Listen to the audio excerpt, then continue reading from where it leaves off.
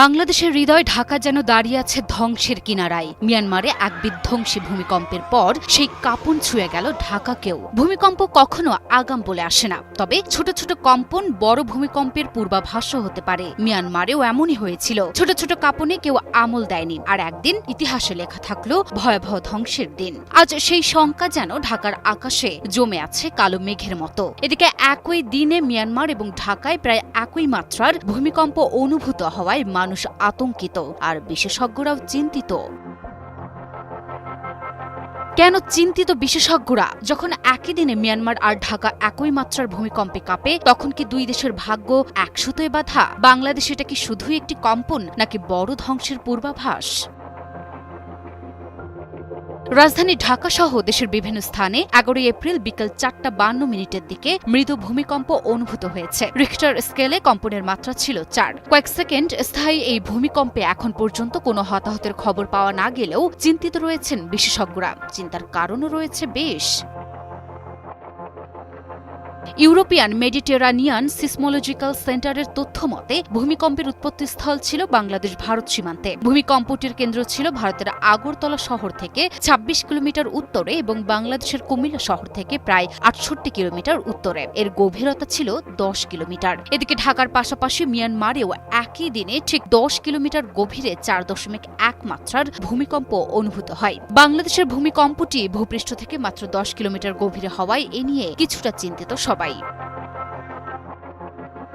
এর আগে যেসব ভূমিকম্প হয়েছে সেগুলো ভূপৃষ্ঠ থেকে 35 থেকে 40 কিলোমিটার গভীরে উৎপত্তি হয়েছে, কিন্তু এই ভূমিকম্পটি সেগুলোর তুলনায় অপেক্ষাকৃত অনেকটাই অগভীর। শুধু এই ভূমিকম্পটি নয়, বাংলাদেশে এরকম অগভীর ভূমিকম্পের সংখ্যা দিন দিন বৃদ্ধি পাচ্ছে, আর তাতেই চিন্তা বেড়ে যাচ্ছে বিশেষজ্ঞদের।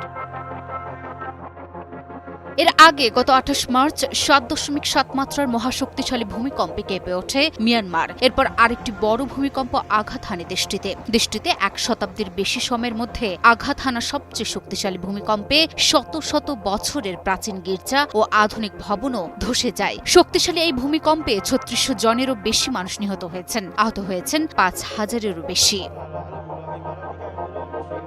মিয়ানমার ছিল ফল্ট লাইনের একেবারেই গা ঘেঁষে, ঠিক যেমন ঢাকা। বাংলাদেশ সহ ভারত ও মিয়ানমারের কিছু অংশ জুড়ে সুবিশাল চ্যুতি বা ফল্ট থাকায় একটি দেশে ভূমিকম্প হলে তার পাশের দেশে যে কোনো মুহূর্তে বড় ভূমিকম্প হতে পারে এমন শঙ্কা থেকে যায়। এদিকে শুধু ভূতাত্ত্বিক নয়, অবকাঠামো দুর্বলতাও মিয়ানমার এবং বাংলাদেশের একটি মিল। ঢাকার অধিকাংশ বিল্ডিং এখনও ভূমিকম্প সহনশীল নয়।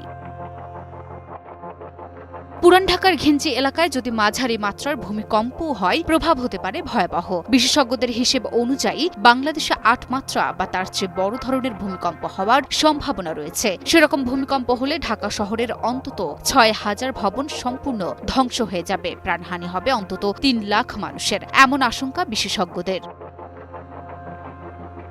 11 এপ্রিলের ভূমিকম্পটি স্বল্পস্থায়ী হলেও এর প্রভাবে বিভিন্ন স্থাপনা কেঁপে ওঠে, ফলে সাধারণ মানুষের মধ্যে আতঙ্ক ছড়িয়ে পড়ে। ভূমিকম্পের পরপরই সামাজিক যোগাযোগ মাধ্যমে বিভিন্ন ধরনের পোস্ট দেখা যায়। অনেকে তাদের অভিজ্ঞতার কথা শেয়ার করেন এবং নিরাপদ থাকার জন্য পরামর্শ দেন। প্রবাদ আছে, যত গর্জে তত বর্ষে না, তবে এই কথাটি সবসময় ঠিক নয়। প্রকৃতি যখন চায় তখন অল্প গর্জেই গিলে নিতে পারে পুরো শহর। Desk report, news 24।